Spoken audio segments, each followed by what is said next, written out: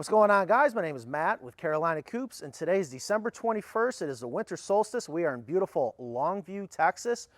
To my left here is a beautiful Carolina Coop, and more importantly, it's my father's coop. We are here for the holidays, and tomorrow it's going to get really cold. It's going to get down to 9 degrees Fahrenheit. I have not been to the other side of his chicken coop yet to check out his heated water system. So important when you know it's going to get really, really cold. You got to go check it, make sure you are ready for those extreme cold temperatures, and that's what we're about to do. Let's go take a look at it. Let's take a walk over here. This might be a tight shot. Now again, I have not seen it yet. I have no idea what to expect, but I want to do the things that I always tell you guys about to make sure the system doesn't fail. So as you can see, we got the basic system. Here's a 55-gallon. It's a high-density polyethylene plastic rain barrel, and we are capturing rainwater.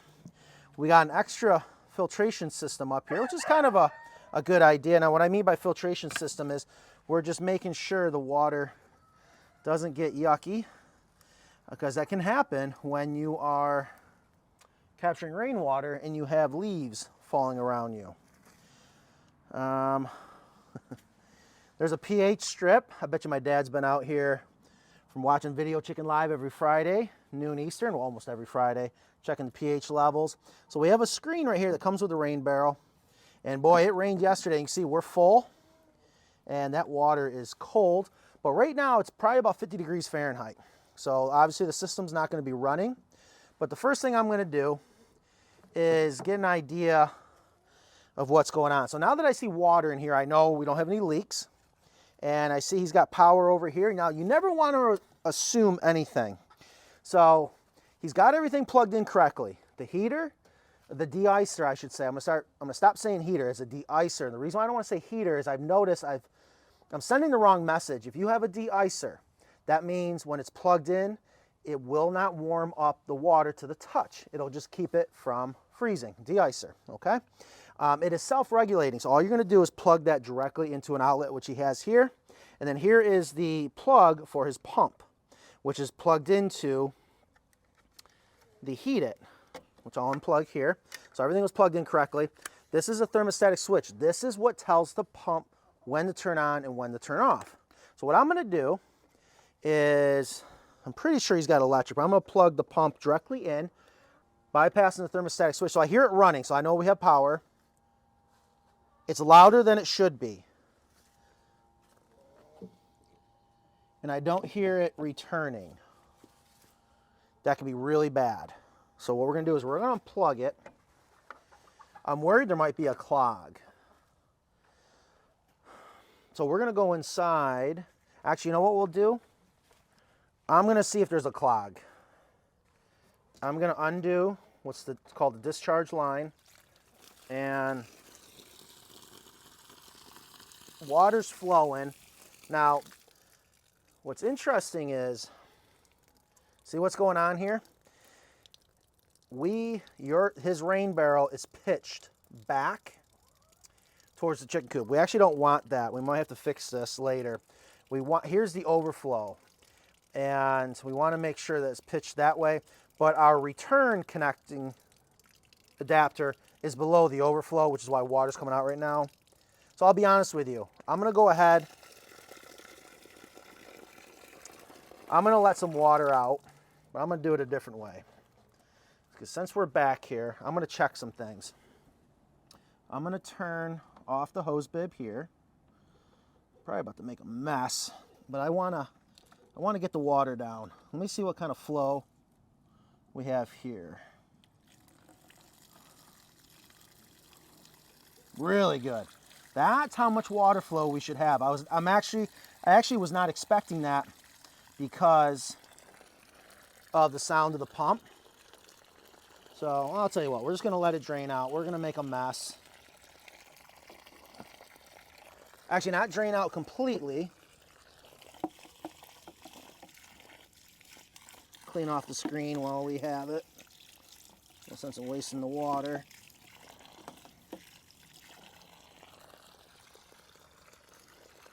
What I want to do is I want to get that water down below the return so we can see how much water is returning back into the rain barrel and show you guys what you should expect to see, which maybe we could do a test today. When the system is running correctly and the pump is running, you should be getting 2 to 3 gallons per minute. So maybe we can test that today. So we're almost below it. Nice clean water, flowing really, really well. Flowing really, really well. All right, so something I was gonna do is while we have the screen off and we are running water, another thing you definitely wanna do is check the heater. And you're gonna get buildup depending on where you are and what's in your water. You definitely wanna make sure you don't get so much buildup that the heater can't work, the de-icer. All right, so we're gonna turn this back on.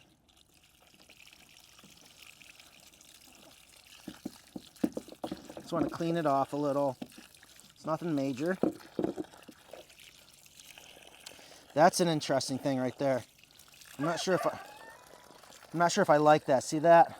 Almost looks like a hot spot. We might need to confirm that his heater is working.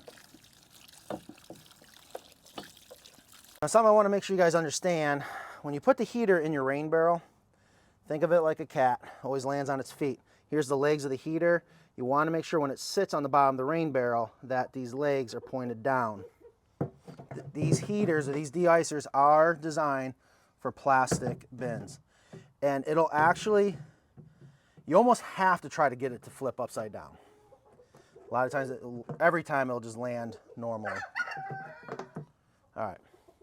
So we got the water level down right about there. So we're gonna be able to see what's going on with the pump. So what we're gonna do now is I'm gonna hook this back up.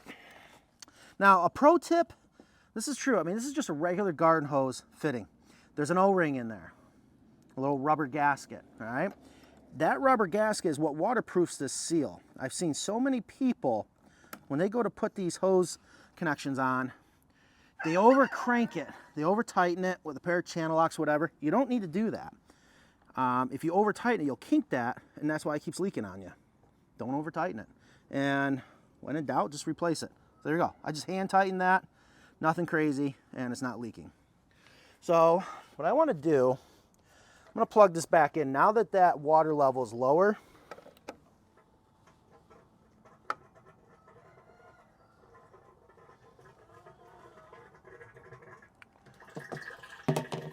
it's working.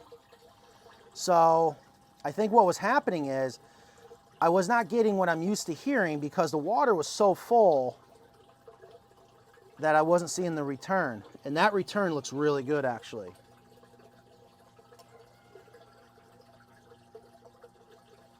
So I'm really happy with that. And actually, I'm going to show you guys something else. We're going to take the heater out. We're going to make sure everything is good. I'm going to show you guys how to test the de-icer and your thermostatic switch. All right, what we're about to do is we're going to take the heat it, which is a thermostatic switch for the pump, and we're going to take the de-icer and we're going to put them right in here in the chest freezer and let it sit for about an hour. Well, while we're still waiting for the de-icer and the thermostatic switch to freeze so we can test it, I thought we'd go inside and show you the other side of the heated water system. So again, this is my first time to the coop. This is my first time going inside the run. So there's a lot going on in here. We did bring run covers for my father. For you guys that are watching this video, again, we're inside my father's coop. You're probably wondering, what kind of son are you not to give your father run covers? Well, he does not need them. He's in Texas. He does not need them, but they insisted they had to have them, so we brought them. So this looks good. This looks good. It's not leaking. We have videos showing you what to do if your nipple is leaking. And if you ever have a nipple that is leaking and you call us, you're going to hear us ask something immediately. Is it leaking from the inside of the nipple or on the outside of the nipple? So it's very important, because if it's leaking on the outside, we got to maybe just give it another twist, make sure it gets nice and tight. If it's leaking on the inside of the nipple, that means there's something stopping the O-ring on the inside of the water bar on the back end of the water nipple from seating properly and sealing off the water. But other than that, everything looks good. This is working well. So what we're about to do is we're going to go grab the de-icer and the thermostatic switch from the freezer. It's been almost an hour, and I'm going to show you guys how to test to make sure it's working correctly. It's been about an hour, and what we're going to do is remove the de-icer and the thermostatic switch and test to make sure it's working. So what we're doing is we're tricking it. We're making it think that it's below freezing outside by just simply putting it in a freezer. So we're just going to, well, the de-icer's right there, so we're going to start with that. So what we're going to do, oh yeah, she's frozen. I'm going to just unplug one of the freezers. I'm going to plug it in as quick as I can. And I'm just going to wait, and I should feel it start to warm up, which I am already. So that's a great sign. And it's going to continue to warm up. Yes, it's getting very, very warm. And again, I'm a little worried about that right there. I'm going to call the manufacturer, see if that's something to worry about. But she is, yeah, she's getting hot. Okay, so that means the de-icer is working. Awesome. Next, there's a couple ways to make sure your thermostatic switch isn't working. If you don't have a voltage meter, what you should be able to do is plug it in. There's going to be a little light that comes on. Or I guess you could have a lamp ready that you know the light bulb's working and use that as a testing device. The thing is, you don't want to wait too long, so you don't want to think it just warmed up. So what I'm going to do is, should get 110, 120 volts AC. So I'm going to have my meter ready.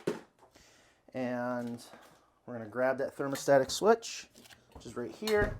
We're going to plug it in, and that light should come on. The light is on. Then what we're going to do, stick our probes in there, try not to short it out. There we go, 123, 124. So basically we have our 120 volts AC. So the thermostatic switch is working. That's all there is to testing the thermostatic switch and the de-icer. All right, so what I'm going to do is we just pulled both these out of the freezer. I'm going to see if I can show you guys, if we get back there quick enough, another way to test it, and that is if it still thinks it's below freezing, see if it turns the pump on. So let's run. So we're back over here, and we're going to plug in the pump. I'm going to plug the thermostatic switch in. The light is on. So that proves that it is working. And I would guess in a little bit it's going to shut off once it warms up. Because again, it's about probably mid-50s right now. It's just a beautiful December day in Texas. So I guess to recap, if you're watching this video, most likely you're watching it because you need help troubleshooting your system. Again, you can always call us, but I can also tell you the first thing we are going to ask for are pictures of your setup. 99% of the time, the reason why your system isn't working is because you have your de-icer plugged into the thermostatic switch, and that is wrong. All you want to do, I can't say this enough times, plug your de-icer directly into the outlet and then plug your pump into the thermostatic switch.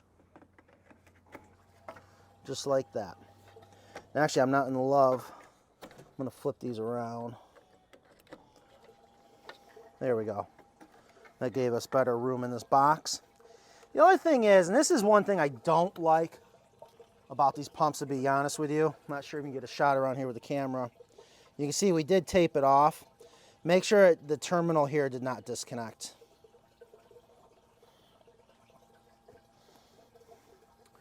Other than that, it's working. What I want to do now is show you guys the other reason why your heated water system most likely is not working. So I hope this is a good example. Here's a water bar, and I'm not sure if you can get a shot of the pump right here. All right, it just happens to be behind the plastic, and I don't want to remove the plastic, but there's the pump right there. Okay, so what that means is you got to make sure that the pump is on the low side of the water bar. So when you install your water bar, you want to make sure it is slightly pitched up towards, which is over here, the discharge end. And I often tell people, don't trust the lines of the screen on your chicken coop. Also, I also want to highly recommend, if you're installing a water system, either on one of our coops or a coop similar to ours, I actually like to have the pump on the hen house side. The reason for that is every structure is going to eventually settle. And with a chicken coop design like ours, the hen house side is the heavy side of the structure, and it's most likely going to settle on that side. Well, if we know that over there is the hen house side, I actually want the pump on this side, so if it should settle, it doesn't have the chance that the pump's going to go higher than the discharge end. So hopefully that makes sense. But in this case, it's not on the hen house side. We have a solid basin, so it shouldn't be a worry. But bottom line is, always fact check. And the best way to fact check is just take a level like this little torpedo, put it on the water bar, and make sure that it is pitched up, just like that. Now this one's pitched up a little bit more than normal. A lot of times I would say maybe half a bubble is more than enough. The reason why you want to make sure the pump is on the low side of the water bar is because the pumps in our heated water systems are not self-priming, so we got to make sure we don't create an air dam or an air trap. It's really just that simple.